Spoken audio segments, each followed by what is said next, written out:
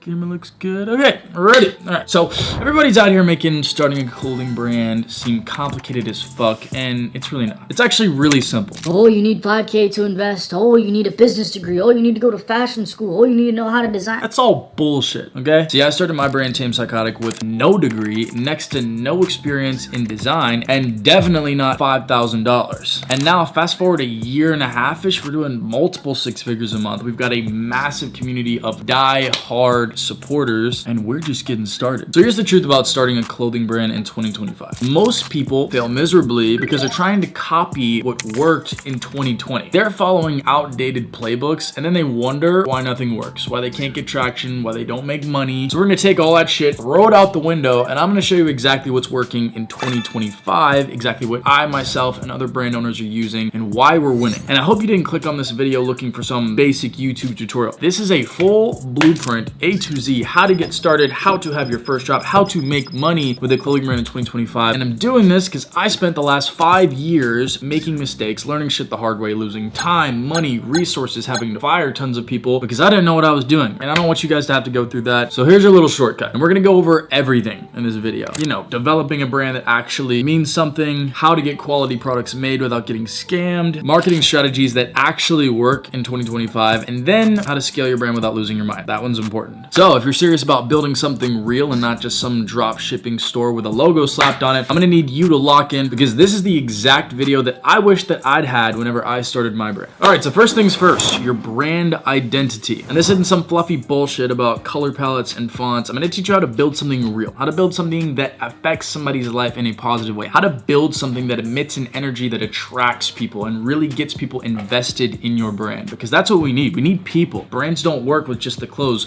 We need people. And that brings me to the first issue that most brand owners are struggling with, and that is creating a real connection between them and their audience. See, most brand owners are creating something that's supposed to be for everyone. And you know what that means? It means they connect with no one because they're creating for everyone. When you create for everyone, you can't connect with a single group of people. You see, most brand owners don't have a personal story or authentic angle for their brand, right? They're just trying to sell products instead of building a community. And that right there is mistake number one. Mistake number two is going to be inconsistent messaging. You see a lot of brands changing their identity with every single trend that comes to TikTok, and they've got a different voice across different platforms, which provides inconsistency. There's no clear stance. There's no clear core values. There's no congruence. There's no consistent theme, no consistent energy, right? And that is so important, all right? You need to think about your story and provide one dominant theme. You see, most people's issue is they don't just pick one lane. They're trying to play every lane. You can't play in every game. You can't play in every league. You need to pick one league and focus on one game. And I'm gonna tell you exactly how to do that right now. So you're gonna ask yourself 3 questions, all right? Question number 1 is, what am I selling? I want you to imagine you can only sell 5 products for the lifespan of your brand, the entire life of your brand. What would those 5 products be? Now you know what products you're gonna sell. The second question is, who am I selling to? What does my ideal customer profile look like? What are their interests? What do they like? What do they don't like? Where do they live? Where are they from? You need to identify your ideal customer profile so that you know who you're selling to. You know the marketing angles you need to take. You know what kind of products you need to make to appeal to these people. And this third question, this one's the hardest, right? This is the one that gets most people, that took me a little bit longer to answer for myself. And this third question is, why are people going to buy from your brand instead of my brand, or instead of Supreme, or instead of Vicinity,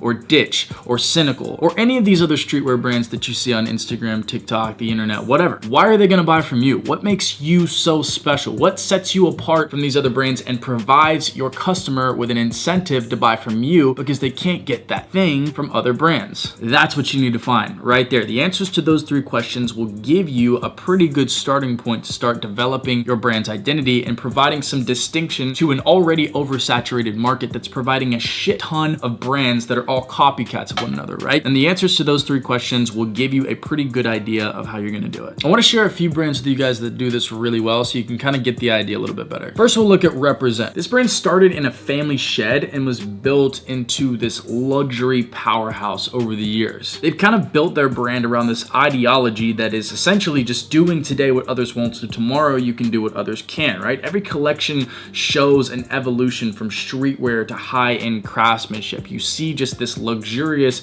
progression, right? It's this perfect blend of British heritage and modern luxury. It speaks to ambitious entrepreneurs and creators pushing boundaries. It's really just such a cohesive cohesive, forward-thinking, ambitious, luxurious brand, right? There's cohesiveness in every step that they take and everything that they drop. It all traces back to this brand identity. But look at another brand, Bloody Sunday. This brand's built on the idea that clothing shouldn't really represent rebellion. It speaks directly to outcasts and free thinkers, and it doesn't just promote clothing, right? It promotes everything his brands stand for. Skateboarding, creativity, things like that. And looking at their brand, you can really just see this cohesiveness through the colors that they use. That's one of the major points that they use to provide such a consistent output when making decisions for their brands, dropping clothes, dropping ad creatives, releasing new products, building a website, right? It all traces back to this brand identity and the core values and things that set them apart from other brands. This is really, really, really important. And you know what? In addition to those 3 questions I asked you earlier, I'm gonna ask you 3 more questions that will continue to help you identify your angle, your brand's identity, right? The first question is, what excites you the most about creating your brand? Second question is, what unique perspective or story can you present with your brand that no one else can? And the third question you need to ask yourself that'll help you a ton is by looking at the world and identifying a people group or audience that gets overlooked, that doesn't really have something for them, and then asking yourself, how can I create something for those people, for the people that don't really have something yet? So next, I want to get into design. The design is essentially going to be the outward display of your brand. So a common question that I get is, how do you find inspiration for your designs, right? So to answer this quickly, you find inspiration for your designs by referencing designs that have been previously done, right? You guys have all heard Virgil Abloh talk about the 3% rule, right? That's taking a prior concept with proof of concept that's appreciated by an audience, changing it by 3% and making it into something new to provide to the world. So to get inspiration, you're gonna look on apps like Pinterest. Another good app is Arena. Arena is what I use to source more matured concepts, but you can also find cool shit on Instagram, Google, TikTok. There's tons of places to look for inspiration. You can take inspiration from graffiti art. You can take inspiration from other clothing brands. There's a million places to source inspiration, so that should be the least of your worries. Now, another common question that I get is, how do you actually make the designs, right? And there's a few softwares that I'd recommend to you guys to start out, unless you'd like to hire somebody else to do it. The first software is gonna be Procreate. It's what I use to create designs on my iPad, and it's what most designers use to create mock-ups, to create cool designs, to sketch, to draw, things like that. If you're looking to develop more in-depth designs, you're gonna wanna use Adobe Illustrator or Adobe Photoshop. Those 2 softwares are really good. I learned Adobe Illustrator my first really month into creating a clothing brand. It takes a little bit longer to learn, but you can make some really cool stuff with it. So next, when you're thinking about design, you need to clearly identify what you think your target audience wants to wear. And if you wanna know what they wanna wear, just go to the most revered members of that community and then just see what they're wearing. So are they wearing jackets? Are they wearing denim? Are they wearing t-shirts? Are they wearing tank tops? What are they wearing? Figure out what they're wearing and make that shit. And the next thing you should need to do is make sure that all your designs tie into your brand's message, your brand's identity, your brand's whole ethos. And a good way to do this is just by collecting a bunch of visual references, right? Building out a Pinterest board of like 100 images, all images that kind of like represent the energy that your brand emits as a whole, right? That's pretty easy. You just look to that, you're like, hey, I need to make stuff kind of like that, and you design. That's all you need to do. Now, if you're like me and you're not super talented with technology and you also don't have a ton of time, what you can do is hire a designer. I love hiring designers because most of the time they can do it better than me, and I just pay them a little bit of money. They make the design for me. It's awesome. I'm pleased with it, and then I host the design. I get it made, and then I sell it, and then I make my money back. And if you're looking for a good designer for your clothing brand, just go on Instagram or TikTok, type in STD for studio, or just type in clothing brand designers, and you'll see a bunch pop up. You can also just find one, look at the account suggested underneath them, check out the portfolio of each, and then just send them a message. Say, hey, I want designs made. What can you do for me? Now, once you've got your identity and your design strategy locked in, now you're ready to bring this shit to life through the creation of your products. And this is where most people completely fuck up. And real quick, I'm gonna just go ahead and kill the biggest myth in the clothing brand industry right now. All right, you don't need to fly to other countries or spend thousands of dollars on samples from different manufacturers to find a good manufacturer. So I'm gonna tell you right now exactly how to find a manufacturer. First step, you're gonna go to Alibaba.com. Everybody knows about this site, but nobody knows what to do once they get on the site. So once you're on the site, I want you to think about an item that you want to get made. You're gonna go to the search bar, you're gonna type in that item. Let's say it's a zip hoodie. You're gonna go to the filters on the side, you're gonna tap trade assurance and then verified supplier, and then you're gonna look and you're gonna browse through manufacturers. You're gonna find 5 that you think maybe have the potential that also say verified supplier underneath, and then you're gonna send them a message. And this is how you're gonna determine whether or not they are a good manufacturer and whether or not they are the right manufacturer for you specifically. So first thing you're gonna say is, hey, I wanna get 200 pieces of X made. Can you show me some previous work that you've done kind of like this? And then you're gonna send your mock-up. And that's just a picture of what you want to get made. So they're gonna see that and they're gonna send you previous work that they've done similarly. And this is how you're gonna gauge whether or not they can achieve the level of quality that you're gonna require from your work. Maybe it's good, maybe it's bad, but if it's good, this is what you're gonna say next. You're gonna ask them what their sample and bulk lead times would be for this item. And essentially that is just how long is it going to take from me paying you for you to make the item and then ship it to me. And then once they say this, you're gonna go and say that to 5 more manufacturers, and then you're gonna pick the manufacturer that has the best lead time, the best previous work in comparison to what you want to get made, and the best communication based on how the conversation went. And that's how you're gonna figure out whether or not they're a good manufacturer. And from there, you can kind of ask for your bulk price, your purchase order, things like that, so that you know pricing and can compare pricing between manufacturers that can produce something good. Now you have a good manufacturer, that's exactly how to do it. Just follow that script and you're gonna be good. And another question that you're gonna need to ask after vetting whether or not they're a good manufacturer or not is what their minimum order quantity is. Some manufacturers will have a 200 piece minimum order quantity. Some will have a 50 piece minimum order quantity. You want the one with the MOQ that's lower, because you don't want to buy 200 pieces for your first drop if you don't think you can sell 200 pieces. You want to buy 50 pieces because you know you can sell that and then buy more in the future, right? So you're going to want to gauge what their MOQ is. That way you know, like, okay, I can't work with this one because they only work with clients that are going to purchase 200 pieces or more. I can with this one though because their MOQ is only 50. So just find one with an MOQ of 50 and you'll be good. Another thing I'll mention in regards to manufacturers is you're going to want to make sure that you're building a relationship with this manufacturer. The manufacturers that I work with, I get on the phone with them 2, 3, 4 times a week. We talk like we're friends, like we're business partners, because that's what you are. Your supplier is your business partner and you need to treat them as so. Treat them with respect. They're your business partner and they're a required piece to build your brand. Now, a lot of you probably have questions regarding tech packs, right? You've heard this word thrown around: tech pack, call sheet, whatever you want to call it. It is essentially the reference that your manufacturer will look at when determining how to create the garment that you want made. This is going to include a mock-up, a size chart, and any indicators of what you want done to the garment, whether it's a wash or a specific type of hardware or a specific type of stitching or a specific type of paneling, whatever that may be. You're going to need to create a tech pack